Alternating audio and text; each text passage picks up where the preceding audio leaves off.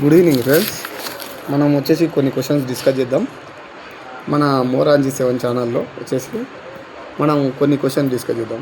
రేడియోధార్మిక పదార్థంలోని దేనివలన మానవుని యందు bone cancer మరియు లుకేమియా క్యాన్సర్ అన్నవి వస్తాయంటే ఆన్సర్ వచ్చేసి స్పాన్షియం అనేది ఆన్సర్ అవుతుంది. రేడియో యాక్టివ్ ఫాల్అవుట్ ఎందుగల ఏ పదార్థం వలన నేల కాలుష్యం జరుగుతుంది అంటే వచ్చేసి మూడోది సిసిఎం న్యూక్లియడ్. మన దేశంలో ఘన పదార్థాల నిర్వహణ కొరకు నేషనల్ వేస్ట్ మేనేజ్మెంట్ కౌన్సిల్ 1990 సంవత్సరంలో ఎవరు ఏర్పాటు చేశారా?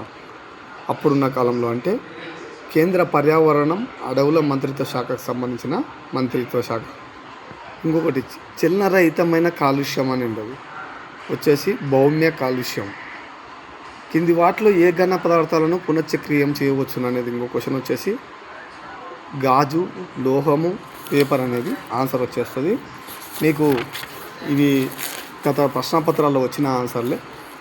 తలసరి గ్రీన్ హౌస్ వాయు ఉద్గారాలు 2008-9 సంవత్సరానికి ఏ దేశంలో కనిష్టంగా ఉన్నాయంటే గ్రీన్ హౌస్ ఉద్గారాల గురించి ఈ క్వశ్చన్ వచ్చేసి భారత్లో ఎక్కువ ఉన్నాయి.